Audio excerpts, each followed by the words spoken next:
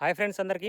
ఇది వచ్చేసి మన పొలం మక్క వేసిన పొలం అంట. మొక్కజొన్న వేసాం దీంట్లోన. దీన్ని ఇప్పుడు మనం తడపడం అయితే జరుగుతుందన్నమాట దుక్కి చేసుకోవడానికి. ఎందుకోసమంటే వర్షాలు అనేది కురవట్లేదు కాబట్టి ఇప్పుడు మనకి ఎండలు అనేవి విపరీతంగా ఉన్నాయి. అయితే ఇప్పుడు మనం దీంట్లో నీళ్లు వదిలి తడిపి తర్వాత మనం బాగా దుక్కి చేసి మే నెలలో దీంట్లో మనం పత్తి అయితే ప్లాంటేషన్ చేయడం జరుగుతుందన్నమాట. పత్తి అయితే నాటడం జరుగుతుంది.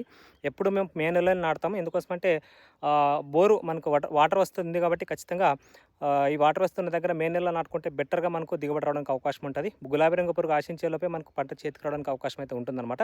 కాబట్టి ఎప్పటికి మేము మే నెలలోనే నాటుతాము. ఈ విధంగా మక్క వేసింది ఇది. ఆ తర్వాత ఇప్పుడు ఈ విధంగా తడిపి మంచి దుక్కి అనేది చేస్తామన్నమాట. పత్తి నాటే పొలం ఎప్పుడైనా సరే గుర్తుంచుకోండి. మంచి లోదుక్కి చేసినప్పుడు మాత్రమే మంచి దిగుబడి రావడానికి అవకాశం అయితే ఉంటది. పత్తి నాటే పొలం మాత్రం ఎంత మంచిగా లోదుక్కి చేసుకుంటే అంత బాగుంటుందన్నమాట. ఎందుకోసమంటే లోదుక్కి చేయడం వల్ల ఎక్కువ శాతం మనకు ఏదైనా భూమిలో ఉండే చీడపీడలు లాంటివి, గుడ్డు దశ నుంచి లార్వ దశ నుంచి ఉన్న పురుగులు కూడా పూర్తిగా నశించిపోవడానికి అవకాశం అయితే ఉంటది. లోదుక్కి చేసినప్పుడు ఎండ వేడిమికి పూర్తిగా నశించిపోవడానికి అవకాశాలు అయితే ఉంటాయన్నమాట. కాబట్టి వాటర్ వస్తూ ఉన్న వాళ్ళు ఒకసారి మీరు ఈ విధంగా తడిపేసి మొత్తం మంచి లోదుక్కి చేసి మే నెలలో అయితే నాటుకోండి. బోర్ వాటర్ వస్తున్న వాళ్ళైతే కనుక ఖచ్చితంగా మంచి దిగుబడి తీసుకోవడానికి అవకాశం అయితే ఉంటుందన్నమాట. వర్షాధారంగా ఉన్న వాళ్ళైతే వర్షాలు కురిసినప్పుడు లోదుక్కి చేసుకోవాలి కాబట్టి ఖచ్చితంగా వర్షాధారంగా లేని వాళ్ళు వాటర్ వస్తున్న వాళ్ళు ఈ విధంగా మంచిగా తడిపేసి లోదుక్కి చేసుకొని పత్తి అయితే నాటుకోండి.